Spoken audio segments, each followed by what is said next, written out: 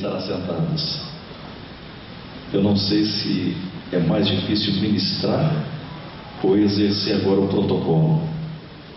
Além do pastor Gesiel Gomes ser o príncipe dos pregadores, nunca vi ninguém fazer um protocolo tão bem, tão profundo como ele faz. Eu vou me colocar no meu lugar muito limitado, que é peculiar, e dizer que é uma honra estar aqui com o senhor. O senhor é meu referencial. E repito, com letras maiúsculas e garrafais, príncipe dos pregadores para a glória de Jesus. Muito obrigado, pastor Gesiel. Qualquer outra palavra aqui vai ser redundante. Eu vou ficar igual o povo de Israel no deserto, rodando e não vou sair do lugar. Muito obrigado. O senhor é especial para a minha vida, para a minha família, de maneira particular para o Lucas, que depois da sua palavra para ele, memoriza hoje, para a glória de Deus, de 15 a 30 versículos semana. É um excelente exegeta, apologeta, com 15 aninhos, sem deixar de brincar de ser um adolescente, mas já é um moço comprometido com Deus, cheio do Espírito Santo. E o senhor sabe que o senhor foi um marco preponderante na vida dele. Deus abençoe o senhor, sua família, em nome de Jesus. Deus abençoe a todos os senhores. É uma honra muito grande estar aqui. Eu sei que todos os senhores e senhoras, estando com esse microfone na mão, teria aqui muito caldo para dar, para me abastecer, e Deus está me dando a honra de poder lhes falar mais uma vez. A Deus seja a glória. E rever aqui nobre amigo, pastor, professor, companheiro, pastor Josias Aristides, Márcia, sua esposa. É uma honra. Daqui a pouco terei o prazer de estar lhe ouvindo ministrar a palavra do Senhor. Rapidamente, a gente aproveitar o tempo. Tem um ditado que diz que o tempo devia ser multado por excesso de velocidade, né? Passa muito rápido. No final ali, os irmãos poderão adquirir mensagens pregadas através de DVDs, vários temas, por apenas R$10. Você também pode fazer no crédito, no débito, ali na maquininha. Pastor Erison, muito obrigado pelo carinho também. Aos que trouxeram a Bíblia, eu quero ler convosco o Evangelho de São Mateus, capítulo 17. O Senhor tem nos emprestado algumas palavras que eu pensei que poderia serem ministradas aqui esta noite. Pensei muito em falar-lhes aqui sobre a capa e o pergaminho.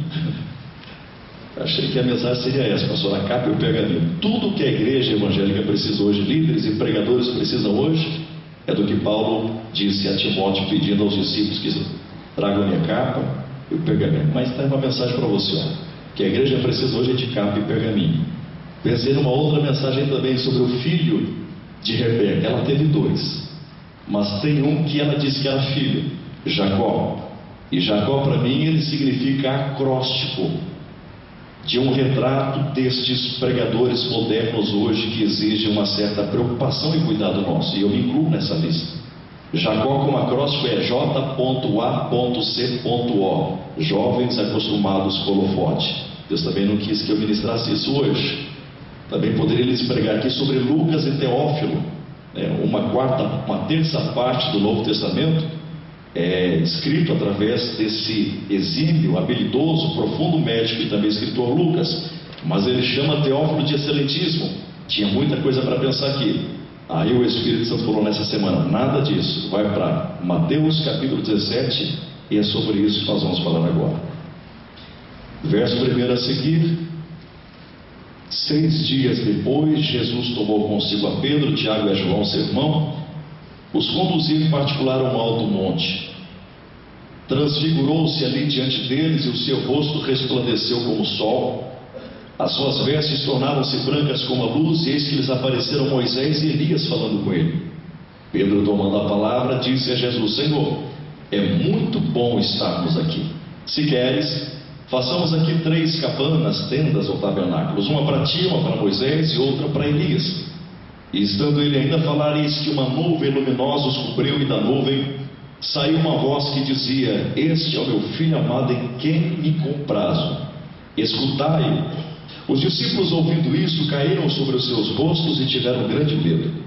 Aproximando-se Jesus, tocou-lhes e disse: Levantai-vos e não tenhais medo. E erguendo eles os olhos, ninguém viram senão unicamente a Jesus. Amém? Queridos, a primeira coisa que lhes digo é que esse texto aqui é profundíssimo. Tudo no Evangelho é simples e profundo. É profundo porque é simples e é simples porque é profundo.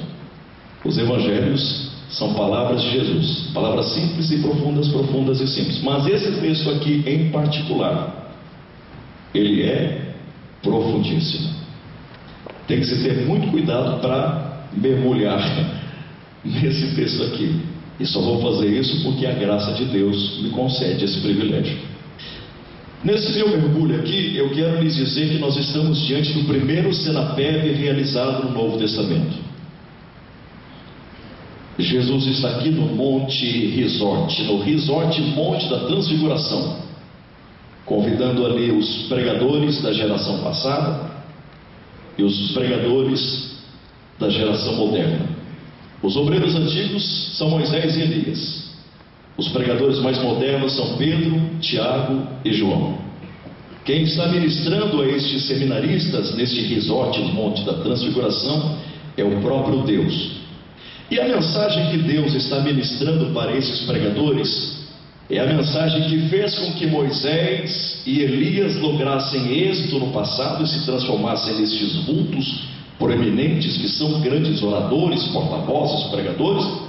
E é a mensagem que Deus quer inculcar no coração da nova geração, dizendo: se deu certo com Moisés e Elias, não mudem a vossa pregação. Pedro, Tiago e João, preguem sobre esse tema, o tema que eu estou lhes ministrando. Qual? Preguem sobre Jesus. Este é o meu Filho amado, a quem eu me comprazo. A ele escutai. Era Deus dizendo a Pedro, Tiago e João: é muito bom ouvir Moisés. Tremendo, meu pai. É muito bom ouvir o pregador Elias. Meu Deus do céu. Mas o próprio Deus está dizendo: melhor é ouvir Jesus. Era Deus dizendo para Pedro, Tiago e João: Moisés e Elias são referência. É bom a gente ouvir muitas referências, mas melhor ainda é ouvir Jesus. Era Deus dizendo para Pedro, Tiago e João: não troquem a fonte pela torneira. Moisés e Elias é torneira, a fonte é Jesus. Primeira coisa que eu digo aos pregadores da antiga geração e os da nova geração aqui esta noite: precisamos voltar a pregar sobre Jesus. Jesus, Jesus e Jesus. Ok. Duas perguntas eu quero fazer aqui essa noite. A primeira: por que Pedro, Tiago e João estavam neste seminário? Por que não os outros 9? Será que Jesus, como célebre coordenador desse primeiro Senapeb no Novo Testamento, estava fazendo acepção de pessoas, sendo exclusivista, partidarista, faccioso? Não, claro que não. Então por que os 9 não participaram e apenas Pedro, Tiago e João? Existem muitas respostas a esta pergunta intrigante. Dentre várias respostas, aponto 2. Primeiro, ato soberano de Jesus e ponto final. Segundo, eu sou quem determino o nível do meu relacionamento com Cristo. Não é Cristo que determina o nível do meu relacionamento com Ele. Sou eu que determino o nível do meu relacionamento com Cristo. Se os 3 estavam ali, é porque eles resolveram determinar o nível do seu relacionamento com Jesus. Dos 3, tem um aqui, pregador de 16 anos, que era o mascote do grupo de Jesus, é o mais novo, um adolescente chamado João, que ele exerceu um relacionamento mais profundo que os outros. Eu aprendo que João resolveu determinar o nível de relacionamento que ele queria ter com Jesus, porque Pedro, Tiago e os demais não reclinavam a sua cabeça sobre o peito de Jesus, mas João gostava de reclinar sua cabeça sobre o peito de Jesus. Por quê? Primeira resposta dentre muitas: porque ele queria sentir o calor de Deus. Pregador que não gosta de sentir o calor de Deus está fadado a fracasso. Nós precisamos voltar a sentir o calor de Deus, senão o povo não vai se aquecer. E Jesus diz: nos últimos dias o amor de muitos esfriará. Tem muitos pinguins dentro da igreja que nós precisamos aquecer. Só vamos aquecê-los se tivermos a temperatura de Deus na nossa vida. Segundo, por que João colocava a sua cabeça sobre o peito de Jesus? Porque nesse desenvolvimento de relacionamento com Cristo, João queria uma coisa. Não é que Pedro não quis, não é que Tiago não quis, mas é que João quis, e ponto final. O que é que João queria? João queria descobrir os segredos do coração de Deus. Eu lhes pergunto, respeitando este relacionamento determinado pelo nível que João queria e não que Jesus impôs, respeitando essa fome, essa sede, essa carência, essa paixão, esse fervor, esse ardor por saber os segredos que se passavam no coração de Deus, lhes pergunto, para quem foi que Deus revelou os segredos do seu coração? Para João. Guarde isso. O que nós precisamos é aquilo que João tinha. O que João tinha? Relacionamento com Cristo. Quando nós temos relacionamento com Cristo, isso vai gerar acesso. Em razão de João colocar a sua cabeça sobre o peito de Jesus, querendo descobrir os segredos do coração de Deus, Deus, capítulo 4 do Apocalipse, disse para João: sobe para cá. Acesso. Relacionamento gera acesso. Eu estou pregando aqui pela bondade de Deus, misericórdia do pastor Gesiel Gomes, mas eu tenho um relacionamento com ele. Relacionamento gera acesso. Quando o pastor Gesiel Gomes prega no Santifica Brasil, o trabalho que a gente exerce, ele vai em razão de um relacionamento que gera acesso. Quando você tem relacionamento com Cristo, você tem acesso ao quê? Ao sobrenatural de Deus. E é impossível você ter acesso ao sobrenatural e não receber uma outra coisa importante para qualquer pregador: o quê? Intimidade. Se eu tenho relacionamento, eu tenho acesso. Porque eu tenho acesso a esse lugar, o pastor Gesiel Gomes está me dando a intimidade de exercer o tempo que me é proposto para lhes pregar a palavra. Relacionamento gera acesso. A minha casa, você, eu a sua casa. Quando eu entro na sua casa, você na minha casa, eu vou dizer para você: fique à vontade, a geladeira está ali, a fogão está ali. Estou te dando intimidade, você está me dando intimidade. Ok? João recebeu intimidade para quê? Para andar por ruas de ouro, para conhecer isso, para conhecer aquilo, para conhecer aquilo. Era Deus mostrando a casa. João, aqui é minha casa, eu estou te dando intimidade. É assim que funciona. Relacionamento gera acesso, acesso gera intimidade, intimidade gera poder de influência. Pregador precisa de relacionamento com Cristo, acesso ao sobrenatural, intimidade com o sobrenatural de Deus para exercer poder de influência. Por isso que João se destaca dos três. Os três estão ali porque queriam relacionamento com Jesus. Segunda pergunta: por que Moisés e Elias estavam ali? Por quê? Por que não estiveram ali Davi, segundo o coração de Deus? Ou Enoque, que andou com Deus todos os dias, que foi arrebatado? Por que não estiveram ali Abraão, amigo de Deus, representante das hostes celestiais que a gente tem como seio de Abraão? Por que não estiveram ali José, a quem Faraó achou que tinha o espírito dos deuses? Por que Moisés e Elias? Por que esses dois pregadores? Primeira resposta. Na verdade, nós teremos acesso aqui a 5 respostas. 2 respostas são interpretativas. As outras 3 são revelativas. 2 respostas interpretativas, ou seja, qualquer um aqui que venha ler a Bíblia, texto por texto, e tricote esses textos com contextos, vai chegar a essa conclusão, porque estavam ali. Interpretativo. As 3 são revelativas, porque a gente tem que entender uma coisa: a Bíblia, ela não é um livro normal, é a palavra de Deus. Para mim entender um livro normal, qualquer livro secular, o que é que eu preciso fazer para entendê-lo? Aplicar uma pequena dose de interpretação de texto. Com interpretação de texto eu entendo o que leio. A Bíblia não dá para você entender através de interpretação de texto, porque ela é livro revelado. Para entendê-la, precisamos de revelação do Espírito Santo. Duas respostas interpretativas. Primeiro, que está no campo, que qualquer um consegue encontrar na Bíblia. Estão ali porque Moisés representa a lei. Deus deu a lei para Moisés. Deus não deu a lei para outra pessoa, deu para Moisés.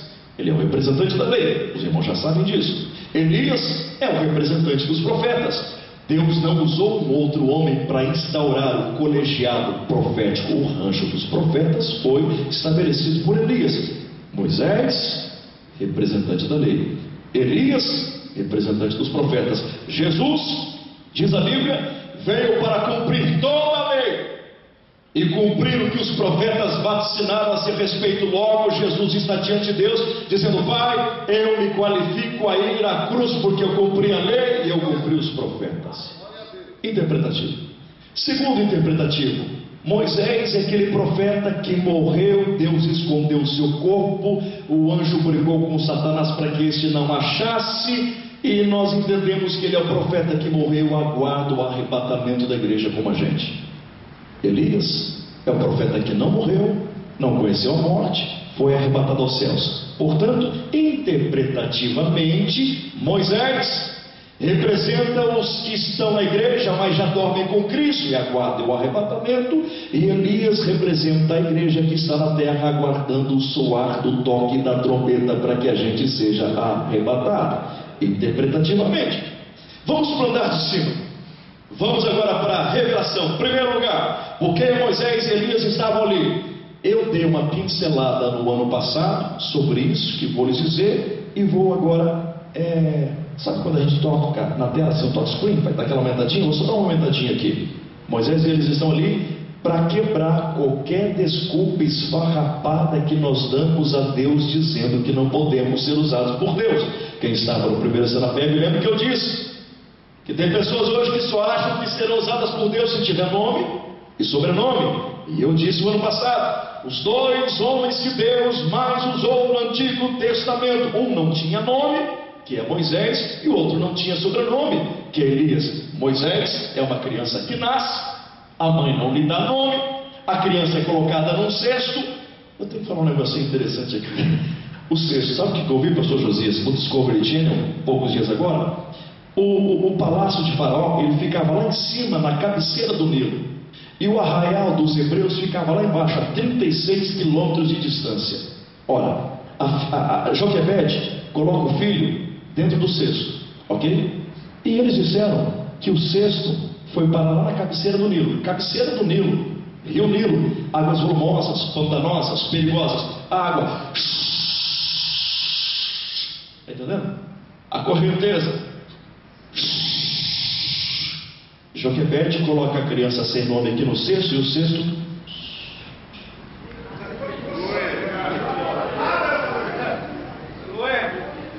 Você quer uma resposta de surfista ou de mergulhador? Resposta de surfista: era o dedo de Deus empurrando os cestinhos dentro dos animais. Aqui não, não, isso é resposta de surfista. Resposta de mergulhador: o cesto subia, para Deus dizer cada um dos pregadores aqui essa noite: se Deus diz que você vai sair de um lugar e vai chegar no lugar que Ele tem preparado para você, não tem capeta, não tem inferno, não tem animais perigosos, não tem correnteza, não tem águas volumosas. Se Deus disse que você vai chegar onde você tem que chegar, ainda que Ele mude o curso das águas, Ele faz isso para que você cumpra o seu propósito. Só quem recebe esta palavra, levante a mão para glorificar o nome do Senhor. Aleluia.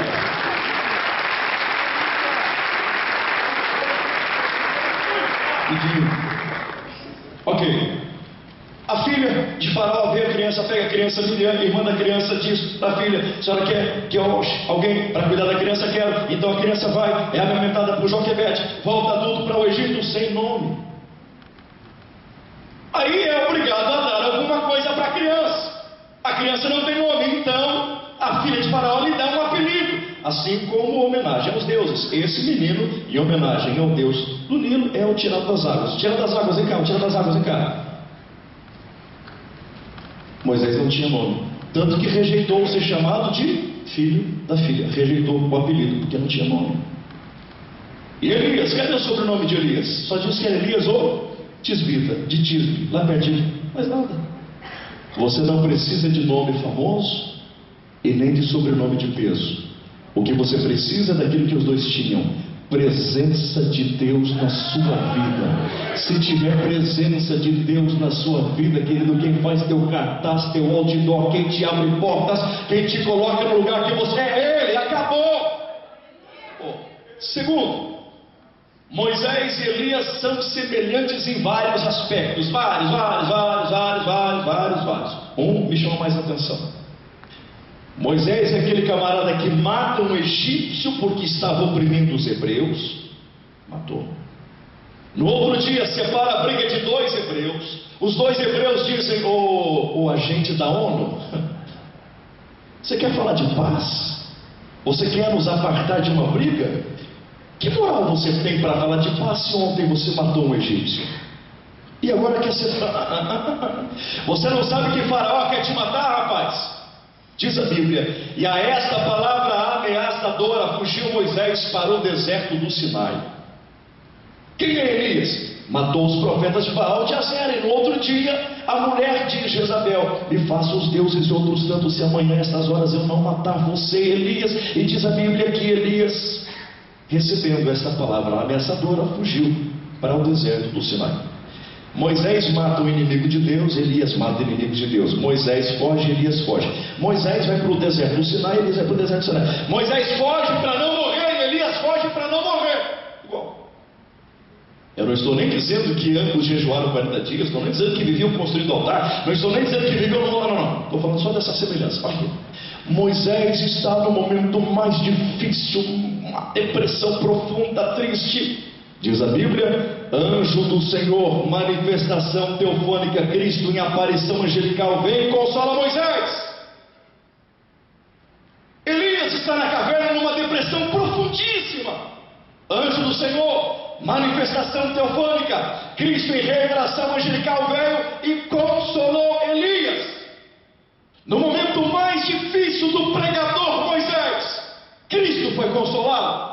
No momento mais difícil de Elias, o pregador, Cristo foi consolado. Momento mais difícil de Moisés, Cristo foi consolado. Momento mais difícil de Elias, Cristo foi consolado. Eu lhes pergunto: o que é que Moisés e Elias estão fazendo no Monte da Transfiguração? Consolando Jesus. O que você planta, você colhe. Plante amor e vai colher amor. Plante misericórdia e vai colher misericórdia. Plante amizade e vai colher amizade. Ei, palavra que não existe entre pregadores: amizade. Mas plante, que você vai ter. Jesus, ele disse: já não nos chamareis mais de servos, mas de... Ele falou isso no coletivo, mas de maneira específica. Quantas pessoas na Bíblia, de maneira específica, Jesus chamou de amigos? Antes, deixa eu dizer o seguinte: a saudosa Ruth Cardoso, ex-esposa do Fernando Henrique Cardoso, ela alterou a sociologia da década de 80 para cá, dizendo: o homem, para ser feliz existencialmente, ele não somente tem que plantar uma árvore, escrever um livro e ter filhos, mas o homem, para ser feliz existencialmente, no sentido pleno, no dia da sua morte, tem que ter 3 amigos. Jesus plantou árvore porque era Deus, escreveu o livro porque é Deus, teve filhos porque é Deus, mas no dia da sua morte, de forma específica, não teve 3 amigos. De forma específica, não teve nenhum amigo. Isso é muito sério. As 2 únicas pessoas que Jesus chamou explicitamente de amigos na Bíblia é Judas e Lázaro. No dia de ser entregue e traído, ele diz: amigo, para Judas: é que vieste. E quando ficou sabendo da enfermidade, alguém disse: o teu amigo, a quem tu amas, Lázaro. Significa dizer que enquanto nós vivemos nessa terra, nós sempre teremos 2 tipos de amigos: os amigos Judas e os amigos Lázaros. Quem são os amigos Lázaros? Os amigos Lázaros são aqueles que você faz de tudo para dar vida por eles. Quem são os amigos Judas? Aqueles que não pensam 2 vezes para tirar da tua vida. Plante amizade, que você vai colher amizade. Quem entendeu, diga amém. Terceira resposta revelativa. E aqui que eu quero pensar convosco. Porque Moisés e Elias estavam ali, gente, não existe maneira de ensinar o ser humano melhor a não ser a própria vida. Deus está usando a história, a vida de Moisés e Elias para ensinar os novos pregadores daquela geração, a geração daquela época. Pedro, Tiago e João aprenderiam muita coisa olhando para a vida e para a história de Moisés e Elias, porque com a vida a gente ensina as pessoas. É claro que eles poderiam aprender ali muito com os acertos de Moisés e Elias. Mas o Espírito Santo me fez repreender, discernir nas entrelinhas desses textos profundos, que na verdade Deus não estava tão preocupado em fazer Pedro, Tiago e João aprender com esses, olhando para os seus acertos. Deus queria que esses aprendessem olhando para os seus erros, porque infelizmente a gente aprende mais com os erros dos outros do que com os acertos. Essa é a verdade. Os acertos, Pedro, Tiago e João já sabiam o que Moisés tinha feito de bom, Elias tinha feito de bom, mas não sabiam dos erros que a história, na sua vantagem, a história no seu destaque conseguiu abafar. Mas como nada passa oculto aos olhos do Espírito Santo, Moisés e Elias estão ali e Jesus puxa o fichário e diz: tem 3 errinhos aqui que eles cometeram que vocês não podem cometer. Vocês precisam superar esses 3 erros. Primeiro erro que Moisés e Elias cometeu e que nós precisamos vencer. Moisés e Elias só sabiam se enxergar por fora. Eles não sabiam se enxergar por dentro. E é um perigo quando a gente só sabe se enxergar por fora e a gente não sabe se enxergar por dentro. Moisés olhava no espelho e via o elmo egípcio, divisas militares egípcias, anel egípcio, espada egípcia, calçados egípcios, indumentárias egípcias. A pose dele era de um egípcio, andava como egípcio, falava como egípcio. Os escravos olhavam para ele como um senhor egípcio, os soldados como comandante militar do Egito. Próximos do palácio olhavam para ele como o príncipe do Egito, futuro rei do Egito, egípcio. E Moisés começou a acreditar que ele era um egípcio, quando na verdade ele era um hebreu. E é terrível quando a gente se olha por fora como egípcio, sendo um hebreu por dentro. É difícil, é perigoso quando nós, como pregadores, fora dos cultos, a gente age como egípcio, esquecendo que somos hebreus. Isso é muito perigoso. Elias, as pessoas olhavam para ele e falavam: lá vai o leão dos profetas. E Elias só faltava dizer: ali vai o homem que ora e o fogo cai. Ele ora e o fogo para, ora e a chuva cai, ora a chuva para. Ali vai o leão dos profetas, o leão. Era possível que Elias olhasse para as águas límpidas do ribeiro do Querite e ele pensasse exatamente aquilo que o Roberto Carlos canta: esse cara sou eu. Esse cara sou eu. Elias achava que ele era um leão. Moisés achava que era um chifre.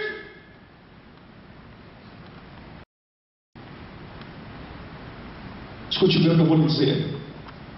Infelizmente, todos nós temos uma mania terrível de só se enxergar por fora, sem ter coragem de se enxergar por dentro. Já percebeu que as nossas avaliações sobre nós mesmos, no sentido externo, são sempre positivas, amáveis, dóceis, mas as nossas avaliações sobre nós mesmos, no sentido interno, são sempre antipáticas, azedas? Já percebeu como nós temos uma facilidade enorme de nos enxergar por fora, mas uma dificuldade gigantesca de se enxergar por dentro? Por que a gente só consegue se enxergar por fora e não consegue se enxergar por dentro? Porque nós não temos coragem de olhar para dentro e encarar todo o lixo que existe dentro de nós. Eu gosto muito de assistir a Marília Gabriela, De Frente com Gabi. Por quê? Porque ela é uma apresentadora com muitas técnicas, habilidades, e na desenvoltura das suas perguntas ela consegue tirar de dentro da pessoa o que a pessoa é. Outros apresentadores, com todo respeito, são aquelas perguntas superficiais. Ela não, ela vai te instigando, ela tenta tirar você de dentro. E a maior prova disso é que no final das perguntas ela olha para a pessoa e diz: vamos fazer um bate-bola? Ou seja, ela faz uma pergunta e você tem que responder imediatamente. Ou seja, quando você pensa em responder, já sai dentro de você. Ela fala: o que é vida? E você fala: o que é amor? E você fala: aí você não consegue dizer: sai de você. Ela faz isso. Interessante que ela tem uma pergunta que ela faz para todos, e eu fico pasmo quando eu vejo isso. Ela pergunta: teu defeito? Hã? Teu defeito? Antes ela perguntou de vida, a pessoa ouviu bem. Ela perguntou de amor, ouviu bem. Perguntou de política, ouviu bem. Quando teu defeito? Hã? Defeito? Defeito? É.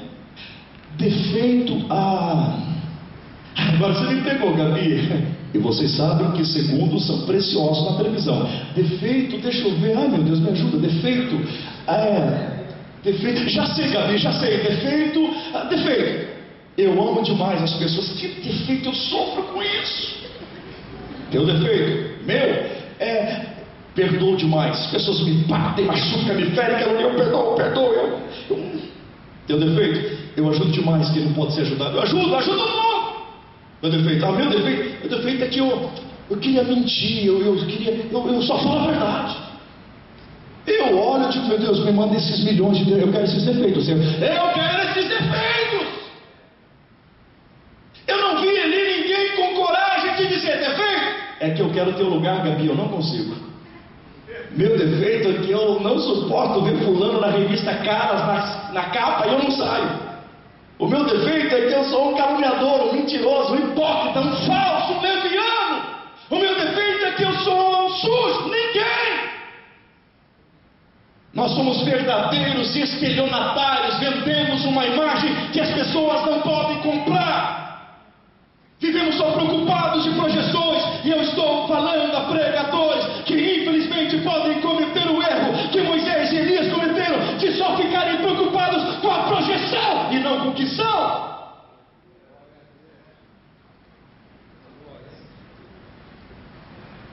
Hoje, quando as bilheterias de Hollywood apresentam Super-Homem, Homem-Aranha, Homem de Ferro, Thor, Hulk, batem recordes. Por quê? Porque nós amamos ver filmes de super-heróis. Eu, principalmente, criança, não perdi um gibizinho, um desenho de super-herói. Só que enquanto a gente admira esses super-heróis, no nosso inconsciente está sendo reproduzido uma verdade que a gente não para perceber. Qual? Olhe para os super-heróis. Ali está um rapaz de terno, todo tímido. Ele é desalientado, ele bate nas coisas, ele erra as coisas, ele tem um óculos e ele se chama Clark Kent. Tudo bem, Clark Kent? Tudo bem. Tudo bem. Okay. Ele é o Clark Kent. É só tirar o óculos que ele... Super-Homem. Lá vem um menininho tímido da universidade, o tal de Peter Clark. Bem bobinha. Mas quando ele é acionado, coloca a máscara e...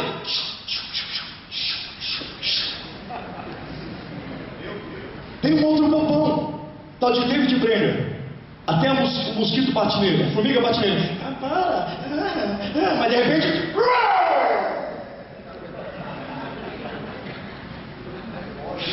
Tem um outro que é todo...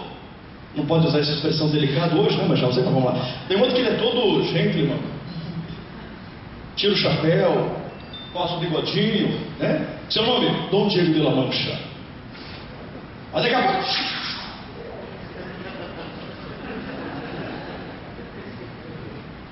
Eles não são quem de fato eles dizem ser. E a gente os admira. E estamos mandando para o nosso interior essa mensagem: eu não preciso ser quem de fato eu digo que sou. E é por isso que Isaac pergunta: quem está aí? Esaú. Quem está aí? Esaú. Essa voz é de Jacó. Esaú, papai. Chega aqui pertinho de mim. Dá teu braço. O braço é peludo igual Esaú, mas a voz é de Jacó. Esaú, papai. Quem é você? Aleluia. Eu não sou isso que você está vendo em cima desse púlpito. Eu não sou isso. Quem é você? Fala, Deus. Aqui que a poeira baixa, aqui que o estrelismo cai, aqui que essa bombeira de celebridade cai. Eu não sou isso daqui. Você não é isso daí. Quer ser um pregador? Eu quero. Eu quero, Senhor. Aí Deus disse para mim, então, tira a máscara, gente. Tira a máscara. Porque a gente não prega com palavras, a gente prega com a vida.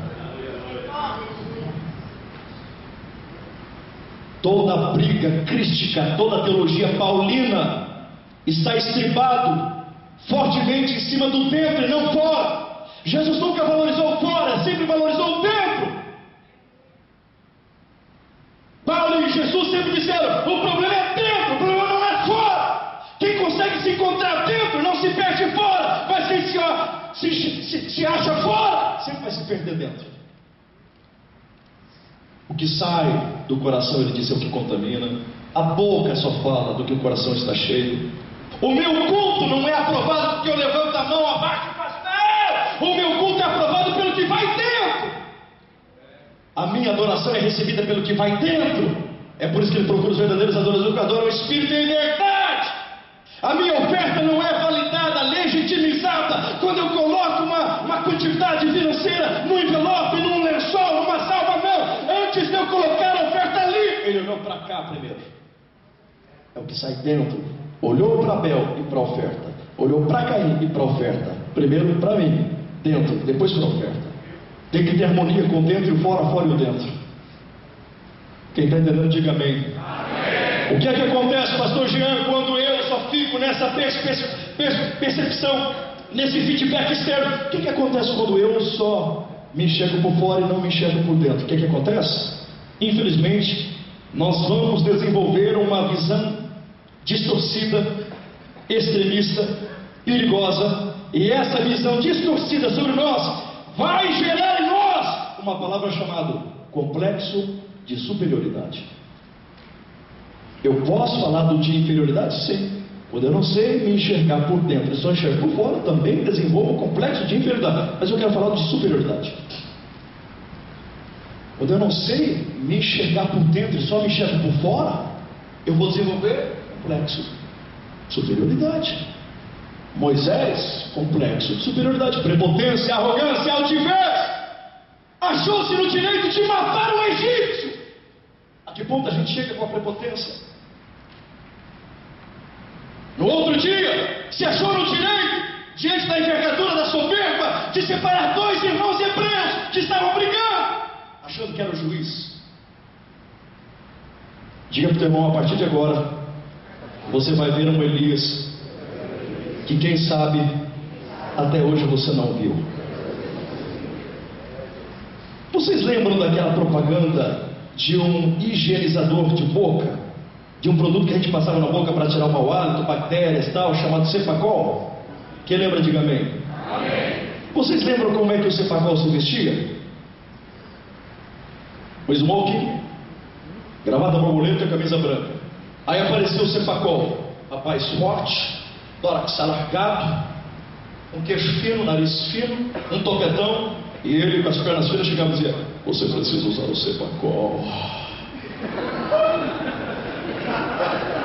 Era o El, com todo respeito, pastor, era o El bonitão, sou o bolsão, sou o Cepacol. Você quer ficar igual eu, que consigo todas as mulheres, Cepacol. Olha meu carro que eu tenho aqui no estado, Cepacol. Lembra? Desculpe, vocês vão conhecer um Cepacol agora chamado Elias. Elias era o verdadeiro Cepacol. Era o pregador Cepacol. Já viram o pregador Cepacol hoje? Tem visto por aí ou não? Nos Twitters, nos Orkuts, Facebook. Se Elias tivesse Twitter e Facebook hoje, irmão, pensa no Cepacol. Não, porque tem pregadores hoje que eles colocam, hoje arrebentou, quebrou. Eles nunca colocam, não fui bem na mensagem hoje. Fiz o apelo, ninguém veio para frente. Mas que coisa, eu já não me encontrei. Vamos lá. Elias Cepacol, primeiro livro dos Reis, capítulo 17. Deus disse para ele se apresentar a Acabe e falar que Deus faria o quê?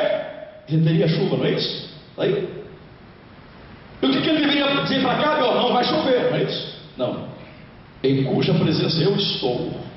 E segundo a minha palavra, calma aí. Quem é que disse para Elias que não choveria? Então a palavra era de. E o que é que ele diz? Segundo a minha palavra. Sepacol é assim, ele acha que a palavra é dele. A palavra não é mais a de Deus. Segundo a minha palavra, em cuja presença eu estou. Ele gosta de fazer publicidade da sua presença, de expor a sua espiritualidade. Ele precisa ganhar visibilidade. Em cuja presença eu estou. Olhem para a minha área de espiritualidade, porque eu sou o Sepacol. Segundo a minha palavra. Depois, logo em seguida, o que é que Deus diz para ele? Vai e te esconde no ribeiro do Querite. Vai lá, toma água dali, e eu vou mandar um garçom bem ilustre alimentar você, um corvo. O que era Deus? Você já começou um pouco mal, Sepacol, sai de cena. Sai de cena, vai lá tomar aguinha do riacho, deixa o garçom te, ok?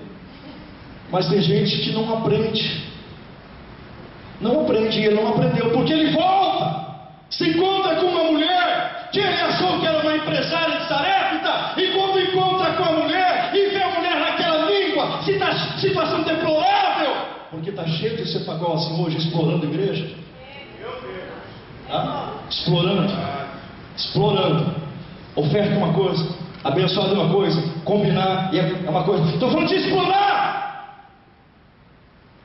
Estou falando de negociar. Eu tiro a oferta e é rachite. E está cheio de gente ganhando frutos hoje. Não porque tem palavra, mas porque pode proporcionar a uma igreja um valor para a igreja e para ele.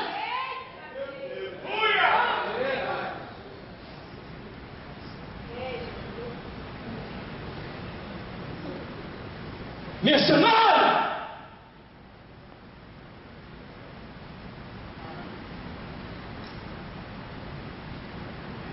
Chega para a viúva.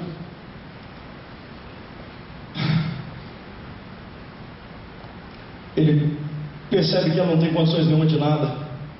Ele não quer nem saber. Faz o bolo primeiro para mim. Depois faz para você. E se você fizer para você, eu não. Meu Deus! Depois ele se encontra com Obadias, se aproxima dele. Quando se aproxima dele, Obadias diz: eu vou morrer. Não, eu vou morrer. Não, eu vou morrer. Não, você vai até Acabe. Agora que eu vou morrer. Tem pessoas, sabe esses pregadores Sepacol? Quando se aproximam de nós, a sensação que a gente tem é que a gente vai infartar. Vamos precisar tomar um captopril. A sensação que a gente passa mal perto de um Sepacol, a gente não se sente bem, provoca um negócio esquisito na gente, faz mal. Elias se encontra com o rei Acabe. Qualquer outro personagem bíblico diz: vive Deus e vive a tua alma, rei. É protocolo. Autoridade é autoridade. Autoridade não gosta de ser resistida. Acabe diz: és tu o perturbador de Israel? Ele diz: não, é você o perturbador de Israel, Acabe. Sepacol. Não se dobra nem para o rei, é Sepacol. Depois, você percebe que ele reúne o povo lá em cima no Carmelo. É isso? E vai propor um desafio. Vamos ver qual é o Deus que responde por fogo. Tá bom, o pessoal está se retalhando lá, servindo a Baal e a Zera. Nada acontece. Aí ele começa a usar o Sepacol dele. Será que o Deus de vocês não está viajando, dormindo, não precisava disso. Homem de Deus não fica alegre com a desgraça dele.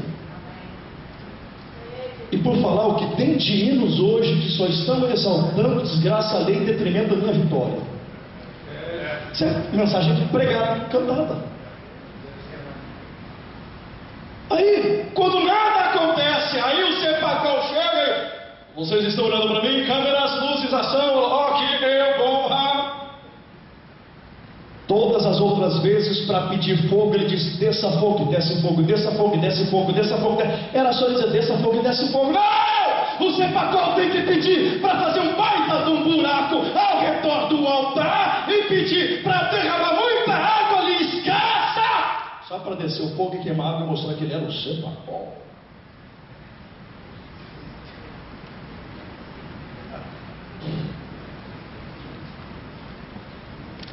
Aí ele vai para o monte, se prostra, Acabe com a carruagem real, os seus cavalos ou egos, correndo. Diz a Bíblia que o Espírito de Deus se apodera de Elias e ele corre, passa a carruagem, éguas, cavalos, parece que abaixou a unção do Usain Bolt dele, a unção de papaléguas. É como se ele parasse do lado de Acabe e disse: Acabe, eu só estou fazendo um cooperzinho, olha, ele vai... Tem que mostrar. Depois ele diz para Deus que só ele ficou para o profeta. Sepacol. Tenho sido muito zeloso. Sepacol.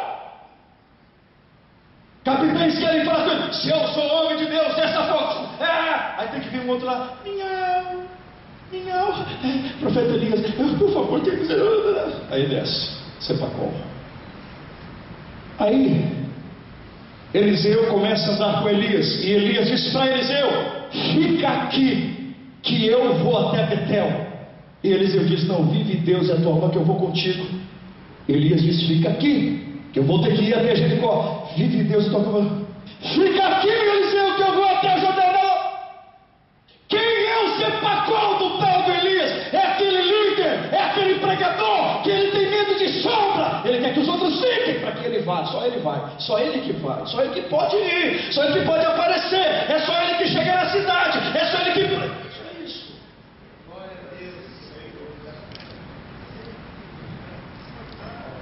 Sepacol vai ser arrebatado. Eliseu, por acaso você quer me pedir alguma coisa? Deus já tinha falado para ele, um tio rapaz. Ele pediu alguma coisa? Quero meu referencial. Eu quero sim, pastor Elias, quero sim, pregadorzão. Eu quero. Posso pedir uma coisa? Eu queria 2 vezes mais o poder que o senhor tem sobre a minha vida. A minha já é difícil, camarada. Agora ter 2. Mas eu vou quebrar teu galho. Eu sou o Sepacol. Vou te dar uma tarefa fácil para você, tá bom? Se você me ver sendo arrebatado, isso vai acontecer. Imagina Eliseu, todo dia assim. Elias foi no banheiro, tinha que estar lá Eliseu pela fechadura, pela janela. Elias dormia, Eliseu. Porque não disse: receba, meu filho, cresça, seja abençoado, meu filho. E o que é que Eliseu aprende com o Sepacol? Aprende a ser um Sepacol Júnior.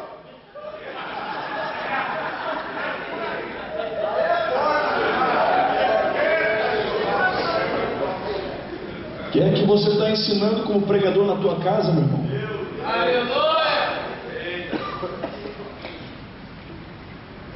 Eliseu recebe a capa. 42 rapazes olham para Eliseu e: ô careca, calvo, tem cabelo? Eliseu não aprendeu flexibilidade, jogo de cintura, amor, graça com Elias.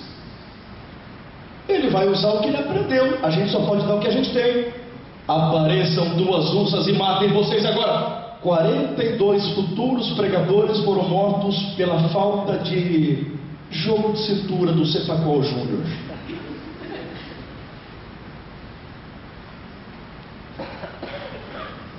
O que é que Deus faz com Moisés com complexo de superioridade?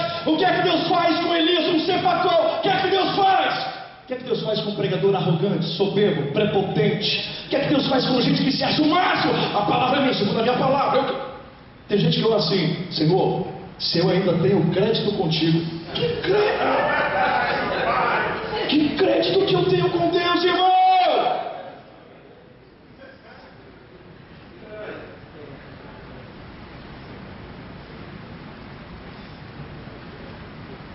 É que Deus faz com pessoas assim.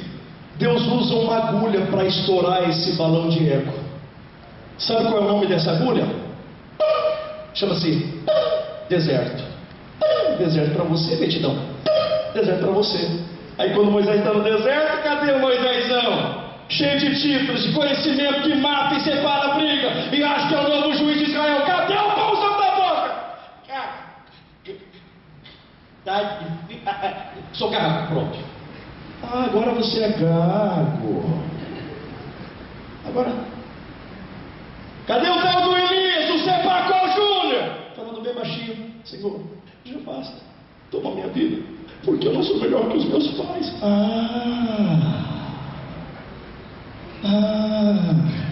Agora você aprendeu. Quem não está entendendo a voz do Espírito Santo de Deus? Segundo erro de Moisés e Elias que nós não podemos cometer: cuidado com as tuas potencialidades. Moisés e Elias foram traídos nas suas potencialidades. Quando a Bíblia diz que o poder de Deus se aperfeiçoa na fraqueza, é porque a nossa força é uma adversária. Deus resiste à nossa força, o orgulho. Qual que era a potencialidade de Moisés? Algum dos irmãos aqui sabe dizer o que mais era forte na vida de Moisés? Aquilo que a Bíblia coloca como o currículo número 1 na vida dele? Eu vou dizer: não houve uma pessoa mais mansa tirando Jesus do que Moisés. Moisés era o homem mais manso da terra. Imagine quase 2 milhões de pessoas na cabeça, no ouvido dele: Moisés água, Moisés roupa, Moisés morte, Moisés serpente, Moisés homem briga, Moisés filho, Moisés apedrejamento, Moisés isso, Moisés, Moisés, Moisés, Moisés, Moisés, Moisés, Moisés, Moisés, Moisés, Moisés, Moisés, Moisés, Moisés, Moisés, Moisés.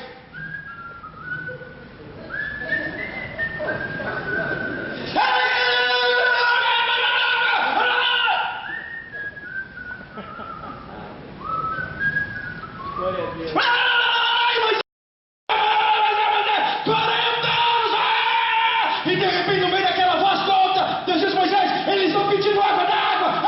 Moisés, água.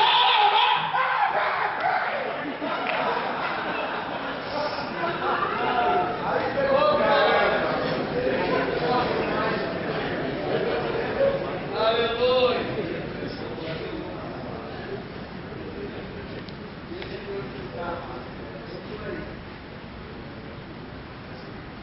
Elias, a potencialidade do microfone. Isso é tudo combinado. Isso é jogo de efeito, na hora certa tem que ir.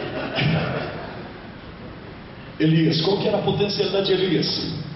Ousadia, intrepidez, pode vir som. Muita potencialidade. Eu tinha desligado aqui, gente. Está vendo como que a nossa potencialidade nos trai? Elias ousado, intrépido, corajoso. Quero ver, desça fogo, vamos lá, recado, beleza, lá, ousadia, potencialidade, coragem, potencialidade. Aí uma mulher louca, doida, resolveu dizer o seguinte: me faça os deuses de outros. Me façam quem? Que deuses? Que deuses? Que outros tantos? Se amanhã a estas horas eu não matar Elias, quem matar? Se ele vence 850, se o povo se converte a Deus, quem era aquela mulher para ele? Que? Eu vou matar esse Elias, era só bater o pé. E Elias, igual agora ao invés de ser o leão dos profetas, virou um gatinho. Miau, miau. A ousadia traiu Elias. Pedro, por ti eu morro, Senhor. E na hora, a potencialidade dele traiu ele. Judas, credibilidade. Você dá teu número da conta para qualquer pessoa, tua senha, teu cartão de crédito, teu cheque? Jesus colocava tudo isso na mão de Judas, porque ele tinha credibilidade no dinheiro. A sua credibilidade o traiu. Ele traiu Jesus com o dinheiro. Sansão, o segredo, contou o segredo. Moço rico, riqueza o traiu. Steve Irwin, caçador de crocodilos, morreu brincando com animais ferozes. Tomadores de leões, serpentes, de onças, tigres, morreram assim. Grandes pilotos de carro, Ayrton Senna morreu dominando a sua maior potencialidade. Peritos em asa delta, paraquedas, parapente, ultraleve. A nossa potencialidade pode nos trair. A gente precisa entender, só podemos estar diante do culto e lograrmos isto. Por quê? Em razão daquilo que Jesus disse para Paulo: a minha graça te basta. É a graça de Deus que te deixa em pé. O poder dele se aperfeiçoa na tua fraqueza. Cuidado com a tua potencialidade. Grandes homens sumiram do mapa por causa das suas potencialidades. Último, termino agora.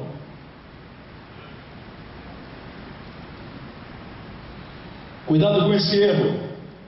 Moisés e Elias, eles eram pregadores que queriam libertar o povo, mas eles ainda não eram libertos.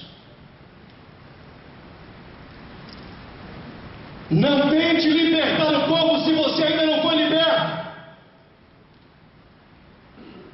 Não pregue sobre família se você não vive. Não pregue sobre santidade se você não vive. Não fale de dízimo se você não dizima. Não fale de oferta se você não oferta. Eu não posso tentar libertar se eu não fui liberto.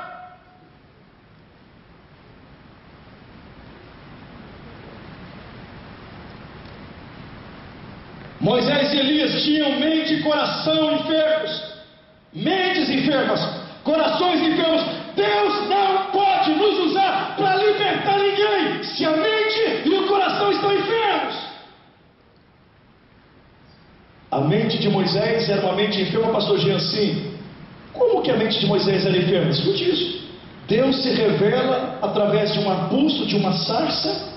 A presença de Deus está ali.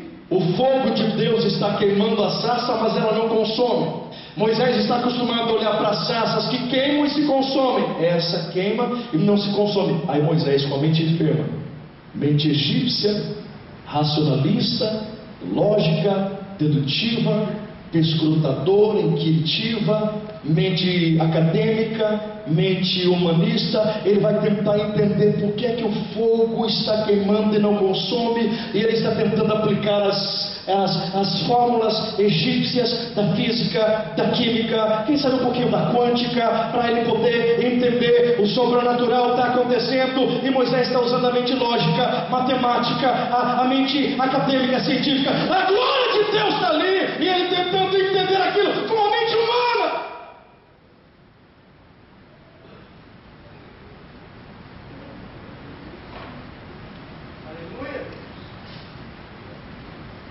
Quem está entendendo, diga amém. Amém. O nosso povo vai receber a glória de Deus se a nossa mente for uma mente acessível, aberta para o sobrenatural de Deus. Com todo respeito, gente, as nossas igrejas estão virando mais empresas do que igreja. É tanta mensagem motivacional, é tanta mensagem mercadológica, é tanto foco, é tanto isso, é tanto aquilo, é tanto aquilo, é tanto aquilo, e ninguém está vendo a sarça até!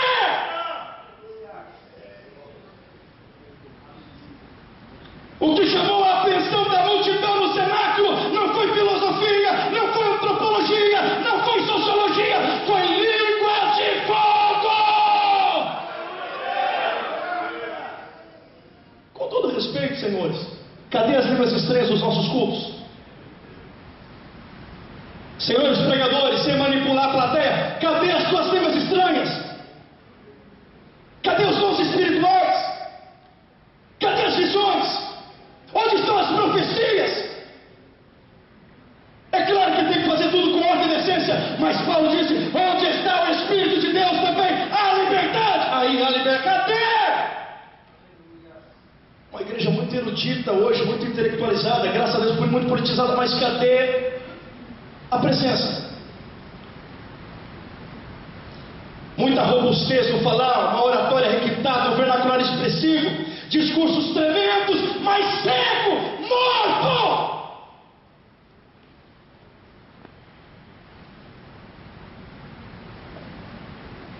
Seja uma sarça seca, acessível ao fogo de Deus nessa última hora. Deixa Deus te incendiar em cima dos púlpitos. Deixa. Eu não estou falando de manipulação de criança, isso eu estou falando. Deixa, se deixa arder por Deus, deixa a paixão vir, deixa o amor vir. Fala, pregue como se fosse a última vez, pregue como se naquele momento e vocês tivessem sido alvos do arrebatamento. Prega com amor, com poder, com graça, prega! É muito, não porque no sentido de gráfico, é muita letra, é muita. Está entendendo, irmão? Está entendendo? Amém. E o coração dele era enfermo? Claro que era. Raiva, ódio, raiz de amargura. Mataram muitas crianças quando eu nasci. Minha mãe teve que me colocar num cesto, quase que eu morri. Depois eu não sei o que. E vi raiva. Eu sou Moisés. Coloca a mão no peito. Tira. Está leprosa. Pois é. Você não pode pegar no cajado do ministério com essa mão assim. Mão suja não opera efeito sobre o cajado que Deus te dá. A mão de Geazi no cajado de Eliseu não funciona.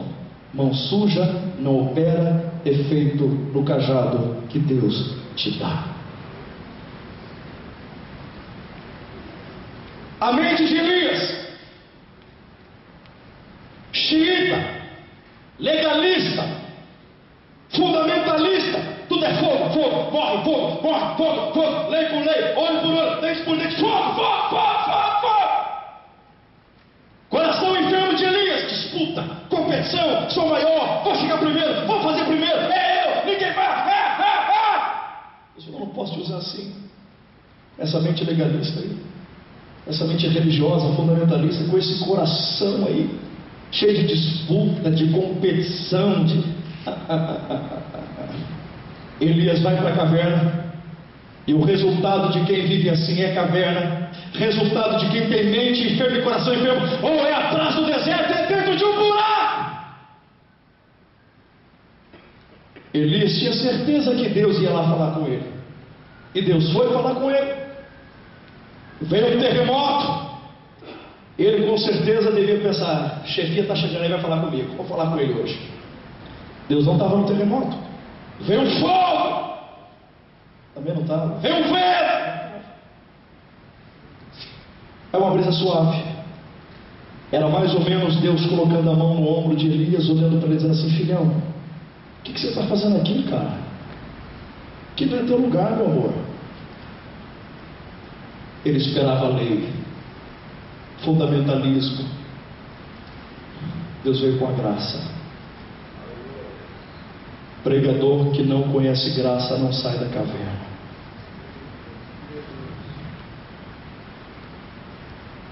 Vou terminar agora. Moisés e Elias aprenderam que eles não eram insubstituíveis. No lugar de Moisés tinha um Josué, no lugar de Elias tinha um Eliseu. E no nosso lugar sempre tem alguém que Deus vai usar, pode ter certeza disso. O que Moisés e Elias precisavam aprender, estão ensinando a Pedro, Tiago e João: a graça. Moisés tinha uma percepção da graça. Por que ele tinha uma percepção teórica da graça? Porque ele diz: Deus, se o Senhor for matar esse povo, risca meu nome. Isso é a percepção da graça. Como é que Elias tinha uma teoria da graça depois da caverna? Porque ele sai de lá para ungir Eliseu, entendendo que Eliseu faria mais milagres que ele. Mas era só a percepção da graça. Agora os dois estão no Monte da Transfiguração para conhecer a própria encarnação da graça. E o ministério de Pedro, Tiago e João foi marcado naquele primeiro Senapev, entendendo o seguinte: o nosso sucesso